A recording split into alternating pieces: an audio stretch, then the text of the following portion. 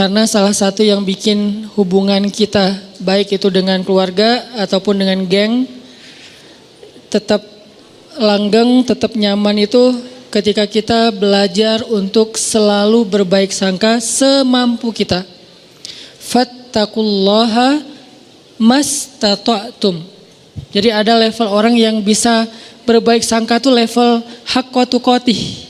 Kan ayatnya 2 ya. Ayat yang di Ali Imran, ittaqullaha haqqa tuqatih. Kalau ittaqullah itu kita breakdown, kan takwa itu variannya tuh banyak banget.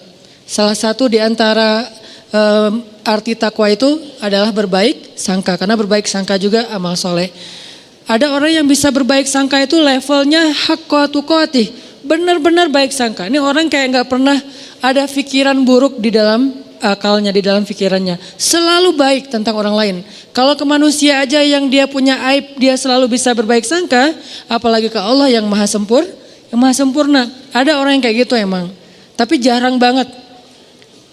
Apa kriteria orang bisa kayak gitu Ustaz? Atau apa kuncinya, tipsnya? Ya mungkin satu, dia orang yang bisa jadi dia emang orang yang polos, sehingga nggak ada pikiran-pikiran yang macam-macam di dalam benak dia, terlalu polos. Ada orang kayak gitu, ada. Kadang-kadang kita cemburu gitu ya sama orang yang terlalu polos, yang mungkin pergaulannya terbatas, pendidikannya terbatas, orang desa yang walaupun nggak semua orang desa, kalau sekarang kan udah pada online ya. Tapi saya pernah umroh bareng seorang bapak petani yang setiap hari jalan katanya 8 kilo ke sawah, buruh tani bukan petani, buruh tani, 8 kilo ke sawahnya, pulang balik berarti 16 kilo setiap hari. Dan ketika berangkat umroh, itu orang yang lain kadang-kadang namanya orang dari satu grup ya, ada aja masalah kayak masalah di dalam kamar, misalnya kayak satu grup kita ngambil yang kuat 4 orang. Ada yang gak senang AC-nya dingin lah, ada yang gak bisa tidur kalau lampunya nyala lah, yang lain harus nyala, yang satu gak bisa nyala. Ada yang kalau di kamar mandi paling lama sendiri, jadi pada ngantri. Ada aja masalah, tapi ini orang gak pernah ada masalah. Ke orang lain tuh dia gak pernah baper, gak pernah bete, gak pernah marah, gak pernah ngomongin yang enggak. Nyaman banget, kayaknya hidupnya tuh anteng, gak ada masalah. Kenapa bisa kayak gitu? Mungkin bukan karena dia orang yang selalu mampu berbaik sangka. Allah menganugerahi dia kepolosan sehingga nggak bisa berburuk sangka. Dia nggak bisa berbaik sangka dan juga nggak bisa berburuk sangka, ya gitu-gitu aja. Dalam satu kondisi kadang orang kayak gini lebih bahagia daripada kita yang complicated ya. Satu sisi kita kalau berbaik sangka itu luar biasa, tapi sisi lain kalau udah was-wasa berburuk sangka juga bisa rumit banget. Tapi ada orang yang biasa-biasa aja. Sehingga pas lagi umroh tuh saya ngelihat bapak ini kayaknya di antara 1 jemaah umroh termasuk saya, dia nih yang paling mabrur ibadahnya. Kenapa?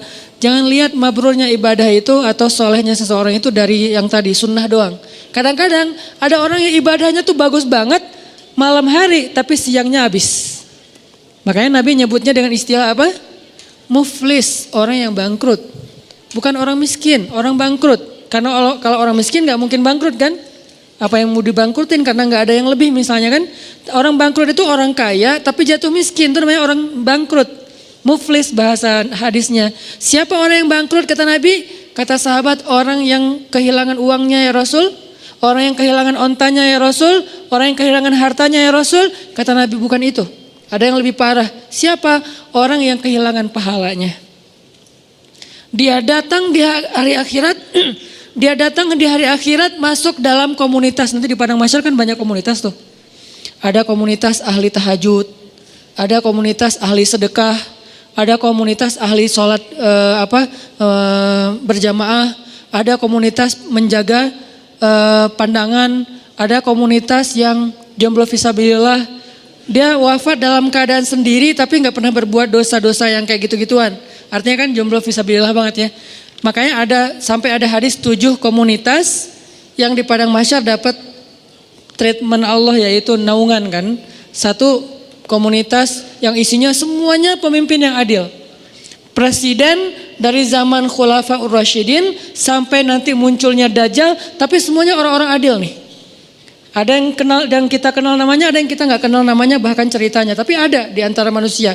Mulai dari level tertinggi yaitu pemimpin negara sampai level terendah yaitu pemimpin keluarga. Ini nih ada komunitasnya. Nanti ada komunitas anak muda yang keren-keren. Keren maksudnya apa Ustadz? Taat tapi asik. Dia masih muda, asik dengan kehidupannya, cuman gak pernah melanggar syariat. Dia rajin ibadah, dia jujur, dia banyak berbuat baik ke orang lain. Komunitas anak-anak muda. Salah satu yang terkenal di antara mereka legend banget siapa? Ashabul Kahfi. Yang lain nanti pemimpin-pemimpin mereka yang barisan paling depan ada Nabi Yahya, Nabi Isa, Yusuf, apalagi kalau di golongan sahabat Hasan, Husain. Ini nih anak-anak muda yang keren-keren nih. Mereka punya komunitas. Nah nanti ada juga komunitas yang ahli ibadah. Cuman ketika dihisap oleh Allah mereka jalan berkomunitas karena mereka digolongkan sesuai dengan amal yang dominan. Yasdur nasu ashtatan. Manusia yasdur akan dikelompokkan ashtatan berkelompok-kelompok sesuai dengan liyuro a'malahum, sesuai dengan amalnya. Jadi kalau datang ahli Quran itu ketahuan, wah hebat ya mereka ahli Quran gitu. Ketahuan dari mana? Mereka akan diberikan kendaraan cahaya.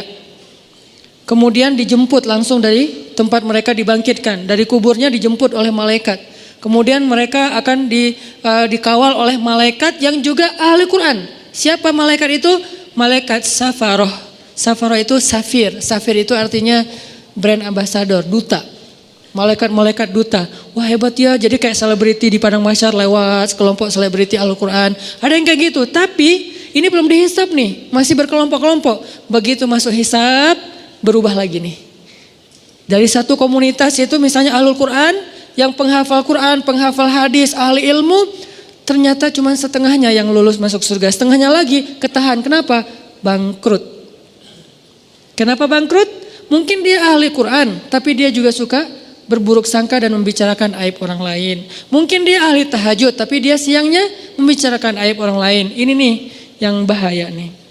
Jadi balik lagi, saya kayak ngerasa iri gitu ke bapak tadi yang orangnya tuh lempeng. Ibadahnya mungkin enggak kayak yang lain yang sehari tahu sampai 5 kali. Dia paling sehari sekali, itu juga kalau ada yang ngajak, kalau enggak di kamar aja sendiri gitu kan ya. Karena udah selesai ibadah umroh, ya udah di kamar. Kenapa dia enggak ke masjid? Apa kurang soleh? Bukan, enggak tahu jalan. Dia sekamar tuh berlima aslinya berempat tapi ditambah jadi berlima dan dia enggak komplain. Yang 4 ini komplain, dia enggak komplain. Padahal yang 3-nya komplain, dia enggak. Kenapa? Karena dia ya enggak apa-apa. Terus di antara berlima ini kan ada extra bed ya.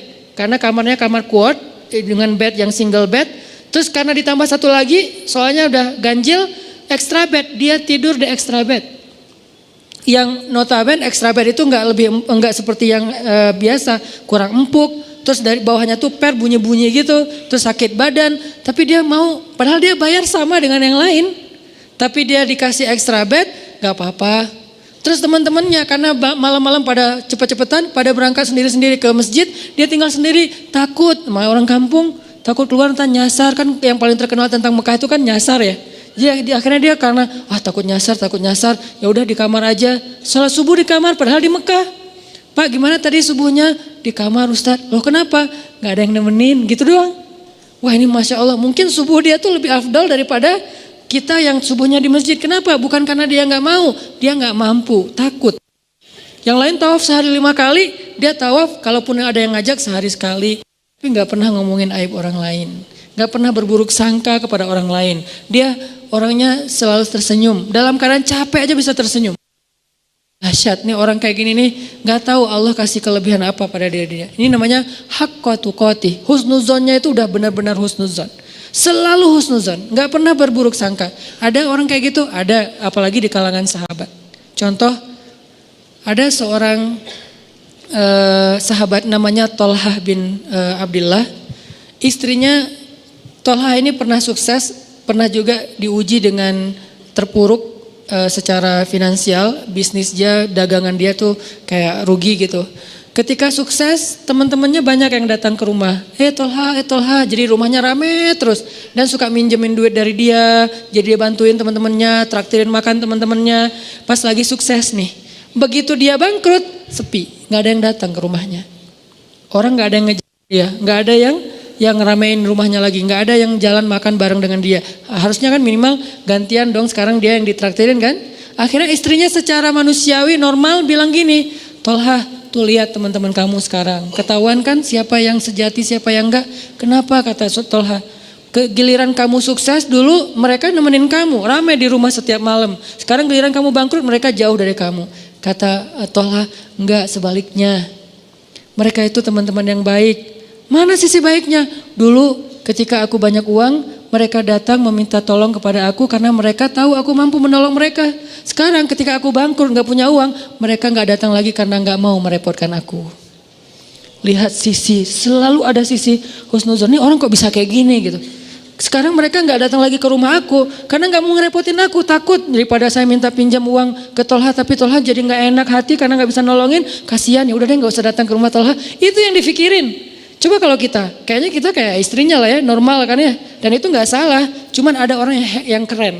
Bisa haqqa tuqatih. Sehingga ayatnya, ittaqullaha haqqa tuqatih. Kalau kalian mau beramal soleh yang pol, coba.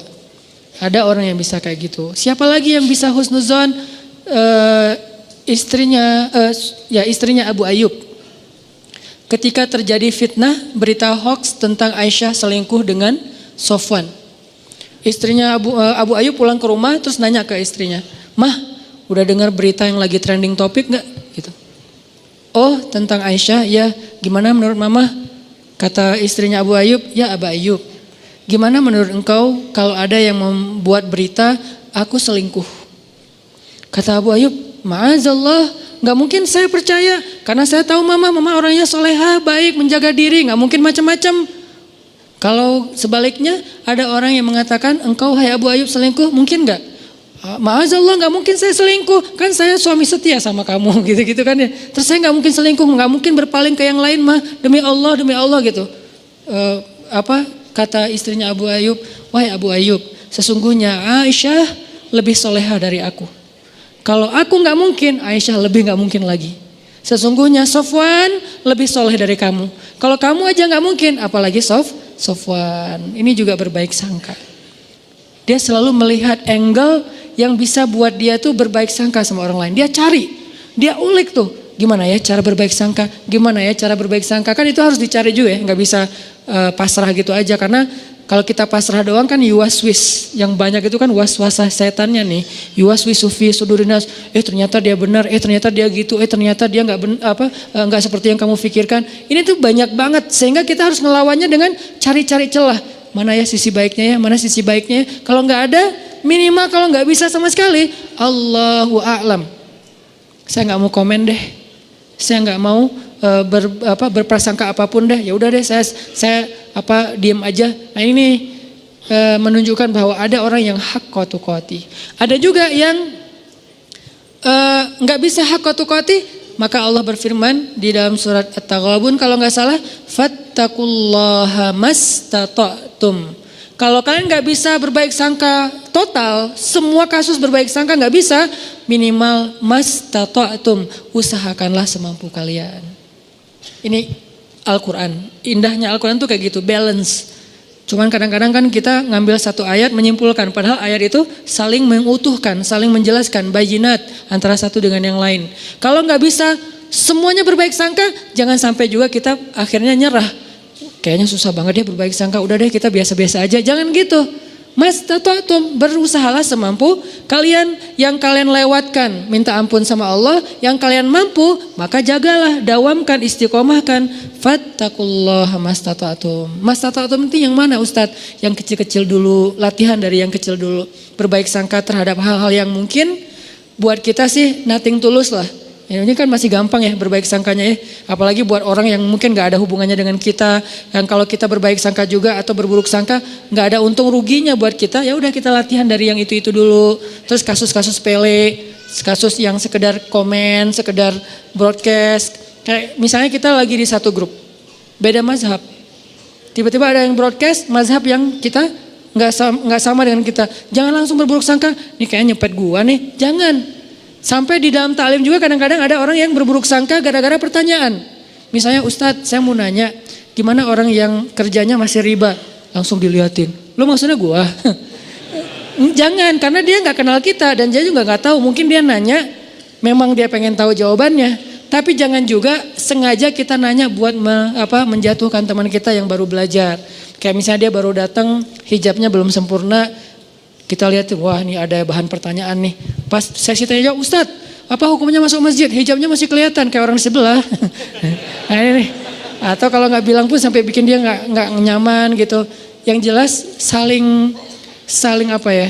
Yang satu menjaga lisan, menjaga sikap, yang satu lagi menjaga pikiran dan perasaan. Ini kalau bisa kayak gini semampu kita ya.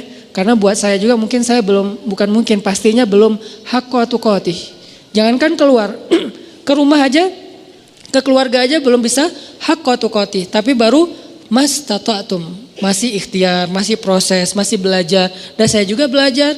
Jangan berpikir, oh Ustaz udah sempurna banget ya, hebat ya. Enggak sama sekali. Yang sempurna di antara manusia cuman Rasulullah SAW. Sisanya lebih. Kemudian kurang dikit, makin kesini tuh makin lemah nih.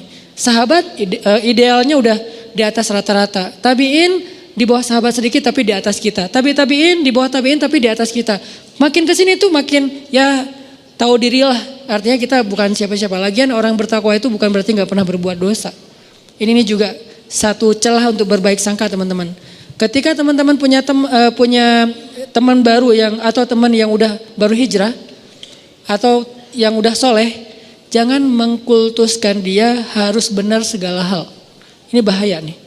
Kalau kita menganggap orang soleh ahli ibadah itu gak boleh salah, kita akan kecewa dengan semua orang. Kenapa? Gak ada orang kayak gitu setelah Rasulullah SAW wafat. Gak ada orang yang gak pernah buat salah. Toh Nabi aja yang sempurna kadang berbuat keliru walaupun bukan salah.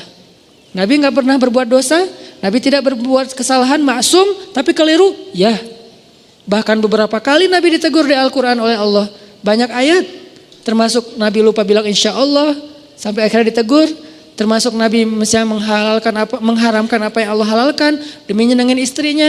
Termasuk Nabi sikapnya bermasam muka dan berpaling. Termasuk Nabi salah fatwa memutuskan masalah tawanan perang. Banyak di Al-Quran itu teguran kepada Nabi.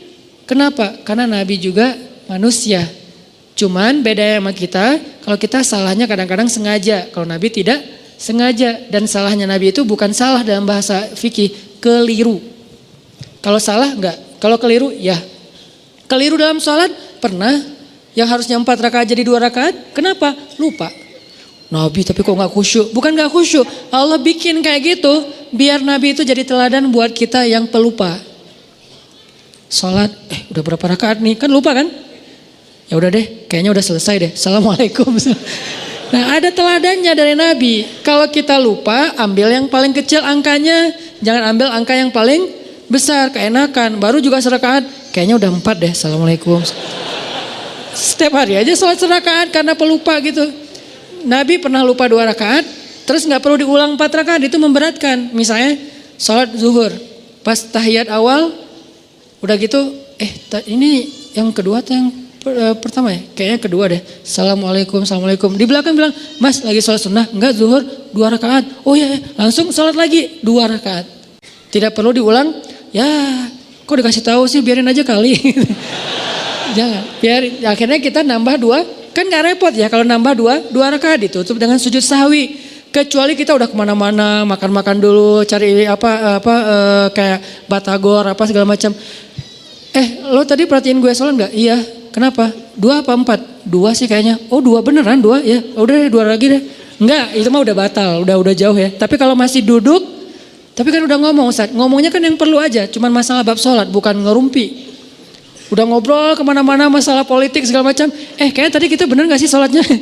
Udah lama kali, itu ulang lagi dari awal. Nabi pernah kayak gitu? Pernah. Tapi itu bukan salah, keliru.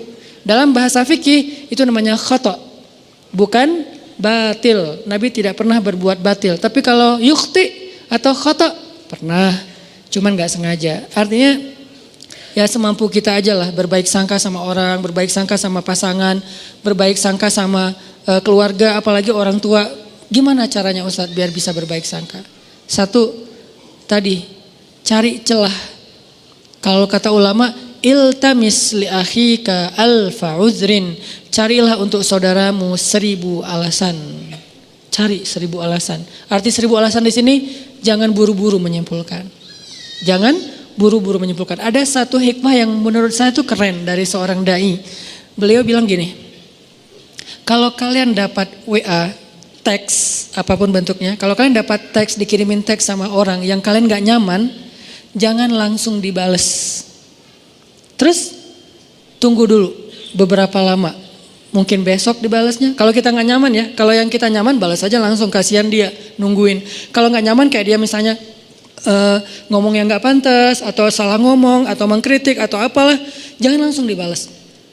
Kenapa? Tunggu sampai besok. Kalau kita tunggu sampai besok, kita akan dapati diri kita besok membalasnya lebih bijak daripada semalam.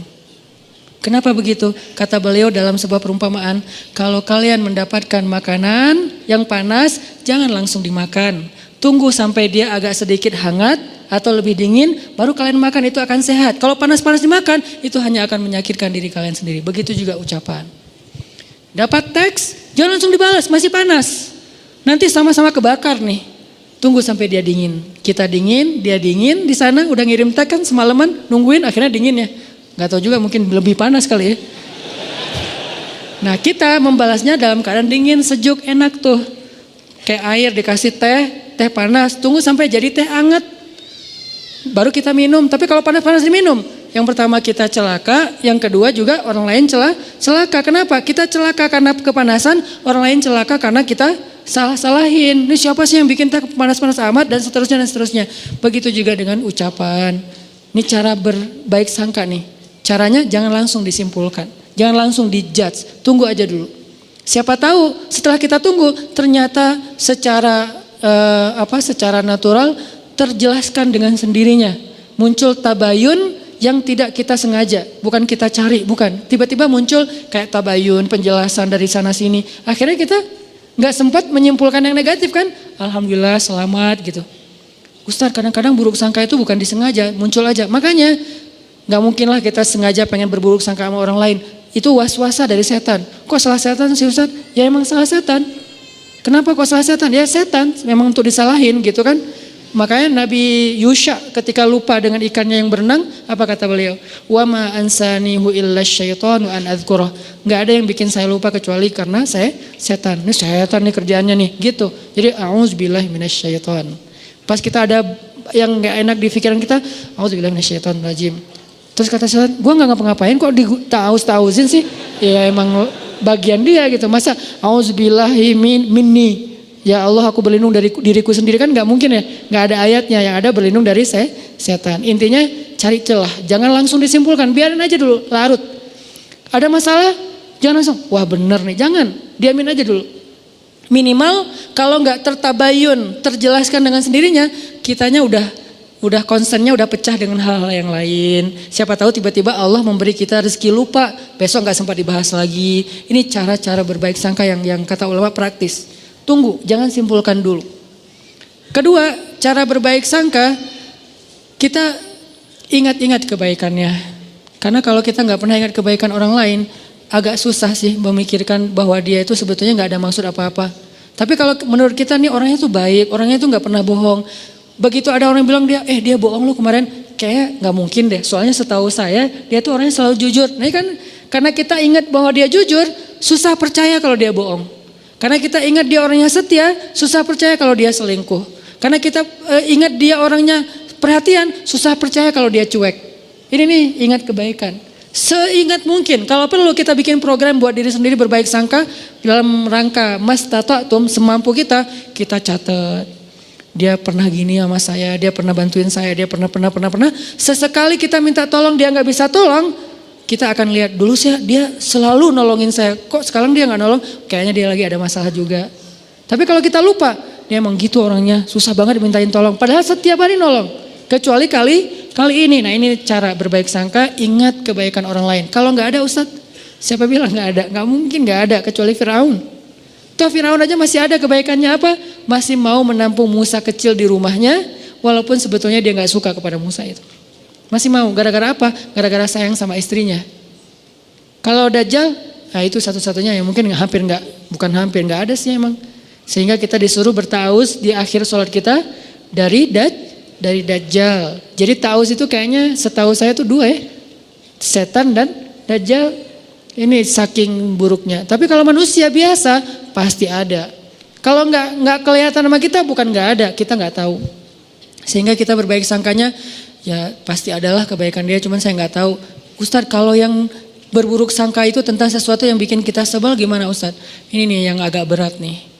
Kalau nggak ada hubungannya dengan kita kayak isu, informasi, apa yang lagi nge-hit atau apa, itu mungkin buat kita sih gampang berbaik sangkanya. Tapi kalau yang bikin kita nyesek gimana Ustadz berbaik sangkanya? Sholat. Jangan berbaik sangka sama dia kalau belum mampu. Berbaik sangkalah kepada Robnya. Karena kalau ini juga nggak bisa, udah nggak ada lagi harapan. Cara berbaik sangka kepada Allah hubungannya dengan dia apa Ustadz? Ya Allah, saya nggak tahu apa yang terjadi. Saya serahkan urusan dia kepada Engkau. Engkau pasti nggak akan ngecewain saya dong pastinya. Ini cara berbaik sangka ke Allah. Akhirnya tawakal modalnya supaya kita nggak ngikutin prasangka buruk kita yang bikin kita nyesek. Kadang-kadang orang berburuk sangka itu bukan hanya dalam kehidupan yang biasa. Dalam ibadah aja bisa berburuk sangka. Dan kalau udah kayak gitu udah nggak nyaman. Ada teman kita misalnya kayak lagi puasa sunnah. Kok dia egois banget sih puasa sunnah pas lagi mau ngajak acara makan-makan bareng saya nggak bisa, sehari aja dia batal. Nah ini udah mulai muncul sebelnya, nggak nyamannya. Berbaik sangkalah apa? Ya mungkin dia nggak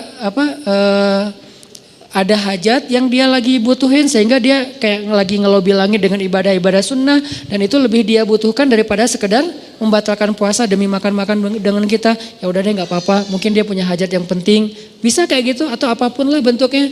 Kadang-kadang dalam ibadah juga berburuk sangka itu bukan yang fatal sih, tapi agak dikit ganggu kayak lagi sholat berjamaah. Saya pernah ngimamin kan ada ayat-ayat yang kadang-kadang kalau lagi berkesan gitu diulang-ulang ya. Kayak misalnya baca ayat, bukan Ar-Rahman sih kalau itu pasti diulang-ulang sih. Fabi ayya rabbikum tukadziban. Ada yang kayak wabasyiril ladzina amanu wa amilus solihat. Sampaikanlah berita gembira kepada orang yang beriman dan beramal soleh. Wah ini keren nih ayat nih. Wabasyiril ladzina amanu wa amilus solihat. Diulang lagi. Kenapa lagi mensugesti diri? Gak usah khawatir deh beramal soleh. Karena pasti gembira hasilnya. Pasti dibahagiain Allah. Pasti Allah balas. Gak mungkin dikecewain. Wa basyiril ladzina amanu wa amilus solihat. Di belakang kadang-kadang makmumnya mungkin gak bisa berbaik sangka. Tapi gak fatal juga sih. Jangan-jangan Ustadz lupa nih. Analahum jannat. Karena kebenaran dia hafal. Analahum jannat dibenerin. Saya wa basyiril ladzina amanu wa amilus solihat annalahum jannatin tajri min tahtil anhar. Ya. Seandainya bisa ngomong, tahu. Cuman kan enggak bisa ngomong dalam sholat ya. Jadi bukan saya lupa, lagi menikmati ayat yang menurut saya berkesan gitu, tapi kayak dibener-benerin, teriak satu masjid, analahum jannat. Dia baru tahu analahum jannat dari yang di depan, dan dia juga nggak hafal aslinya. Jadi kayak, wah ternyata itu ya, ya udah deh, rame-rame yuk, analahum jannat gitu. Apaan sih? Ada yang kayak gitu. Pernah sekali kayak gitu, sholat dibenerin dari belakang, pernah saya nggak ngerasa lupa gitu. Terus akhirnya apa? Saya sebagai imam kan gengsi gitu kan. Pas analahum jannat, analahum dilebay-lebayin iramanya gitu biar yang pengen ngasih tahu kode gitu. Gue hafal, cuman lagi kayak khusyuk gitu sih. Intinya adalah berburuk sangka itu emang gak nyaman. Dalam ibadah aja gak nyaman. Padahal itu bukan hal yang fatal kan. Mungkin justru makmumnya kayak kasihan ya ustadznya ya. Udah 5 kali ngulang gak lewat-lewat. Udah deh kita benerin. Kalau berbaik sangkanya imam ya kepada makmum. Kalian baik banget sih dibenerin. Padahal saya gak salah loh. Kasihan deh lo gitu. Jadi artinya ya berbaik sangka semampu kita. Terus ada yang ketiga. Gimana caranya biar gak terjadi berburuk sangka. Kita nih sebagai orang yang kadang-kadang suka bikin masalah, suka bikin syubhat istilahnya. Apa itu syubhat? Sesuatu yang berpotensi salah faham. Itu namanya syubhat. Sesuatu perkataan, perbuatan, posting kalau dalam bahasa sosmed itu yang berpotensi orang salah faham. Nah, kitanya yang harus tabayun segera sebelum terjadi kesalahfahaman. Contoh, saya posting main air di laut pakai celana pendek. Kan berpotensi orang salah paham ya. Wah Ustadz kok celana pendek gitu kan. Akhirnya di caption not itu pakai knee band. Saya menutup lutut pakai kayak ikat lutut gitu. Jadi tetap ketutup. Ini pakai knee band loh ya, ditutup di pakai yang agak kayak ketat gitu. Cuman warnanya warna kulit. Kenapa tuh harus pakai celana pendek? Ya aja main papan pakai celana panjang, jeans pula gitu kan. Kan jadi bid'ah gitu kan. Gimana saya mau deketin teman-teman surfing sementara saya dianggap ahli bid'ah dalam mazhab surfing. Kecuali saya pakai shortboard yang emang dia lebih modern sehingga saya bisa pakai wetsuit gitu kan, pakaian kayak nyelam gitu yang panjang. Tapi kebenaran karena emang masih belajar biar lebih gampang pakainya yang longboard selong mungkin, kalau bisa 10 meter gitu kan. Selong mungkin biar lebih stabil kan, makin long, makin lebar, makin tebal kan makin stabil tuh. Walaupun berat sih kalau kena lumayan gitu. Ngambil yang paling long, makin bold. Sehingga mazhabnya itu makin kayak wah, single fins or die gitu kan. Satu fin atau nggak usah sama sekali deh, nggak usah pakai fins gitu. Akhirnya ngikutin mazhab teman-teman yang emang mereka punya prinsip bahwa kalau long itu celananya pendek Ustadz, bajunya geleber gitu Ustadz, terus kayak gitu-gitu. Oh ada yang gitu-gitu ya? Iya ya Ustadz, ya udah deh biar saya nggak diahliin bid'ah, biar bisa dekat sama mereka, ngobrol santai. Ya udah pakai celana pendek, cuman biar nggak jadi syubhat, ditutup lututnya. Ini namanya mentabayun sendiri sebelum dipertanyakan oleh orang lain. Ada yang kayak gitu, ada juga yang kayak misalnya kita lagi ke satu wilayah yang mereka baca Qur'annya itu kalau sholat bismillahnya dijaharkan. Ada yang mazhab jahar, ada yang enggak. Kalau saya kan ngambil mazhab yang sir, tapi baca cuman enggak dijaharkan. Nah pas lagi di sana kita bisa jelasin, maaf ya saya mungkin baca cuman sir gitu. Biar orang, lah Al-Fatihah enggak pakai bismillah. Nah diperjelas. Kalau perlu bismillahnya yang biasa bismillahirrahmanirrahim. Kali ini bismillahirrahmanirrahim. Enggak pakai irama tapi jelas gitu. Supaya orang lain, oh ya tenang deh kalau gitu. Jadi kita kayak tabayun sendiri. Itu perlu. Apa dalilnya Ustadz? Nabi pernah kayak gitu. Nabi suatu malam lagi nganterin istrinya pulang. Karena dari masjid Nabi enggak nginep di rumah istri yang itu. Cuman dianterin pulang. Pas lewat di sebuah lorong kayak gang gitu yang agak-agak remang-remang. Nabi berdua dengan cewek, lagi nganterin cewek ini pulang. Dari itu berlah istri beliau. Tiba-tiba lewat sahabat ngelihat Nabi sama cewek, langsung mereka mempercepat langkahnya. Nabi, pergi aja. Pergi aja mereka, dipanggil sama Nabi. Sebentar kata Nabi. Kenapa ya Rasulullah? Ini adalah Sofia istriku, kata Nabi. Ini adalah Sofia istriku. Kata sahabat, ya Rasulullah, gak mungkin kami berburuk sangka kepadamu. Kata Nabi apa? Inna syaitan yajri majrad dam. Setan itu mengalir di dalam aliran darah kalian. Maksudnya apa? Dia tahu banget yang kalian rasain. Mungkin sekarang kalian gak akan ada apa-apa. Nabi sama cewek, pergi aja, gak usah dipikirin. Udah disimpan. Besok ada yang ngomongin atau ngelihat sekali lagi. Bener ya kayaknya semalam yang kita lihat. Nah jadi gitu tuh. Daripada jadi omongan, maka Nabi langsung tabayun. Sebentar. Ini Sofia istriku, kata Nabi. Oh iya, berarti udah gak ada fitnah. Ini namanya tabayun langsung. Kadang kita sebagai objeknya yang harus aktif. Kalau kita lihat sikap kita, postingan kita, ucapan kita, teks kita, caption kita tuh bisa mengundang salah faham orang yang membaca. Dan itu kan banyak. Tulisan-tulisan yang kalau orang baca salah paham. Kenapa salah paham? Karena mungkin memang tulisannya agak-agak multi tafsir. Maka butuh kayak footnote-nya, butuh penjelasannya, butuh apanya. Itu namanya tabayun. Jangan tunggu orangnya, jangan suuzon dong, tabayun dulu. Kalau emang yang kita lakukan emang akan muncul potensi salah paham, kita aja yang langsung tabayun. Termasuk kayak lagi lagi bikin event. Saya beberapa kali bikin event, muhasabahnya pakai back sound. Saya udah minta fatwa, saya tanya Ustadz Abdul Somad, Ustadz, saya muhasabah pakai back sound boleh nggak Ustadz? Di dalam masjid atau di luar? Di luar boleh.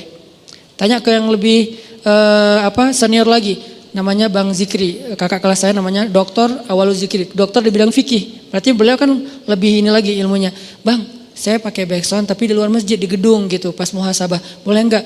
Doa itu ibadah mutlak kata beliau. Arti ibadah mutlak tidak terkait dengan cara tertentu, maka boleh selama backsoundnya tidak berlebihan.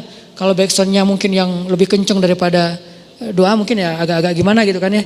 Terus pakai, dulu kan jarang ada tablik akbar pakai flashlight ya. Terus kita bikin tablik akbar beberapa kali pakai flashlight. Pas bagian apa? Pas bagian lagu Indonesia Pusaka. Pakailah flashlight. Mulai dihujat nih, dihujatnya apa? Kajian kok kayak apa gitu kan ya, kayak ikut agama lain atau apa gitu, kayak pakai lilin atau apa gitu. Oke, saya yang salah, lupa tabayun.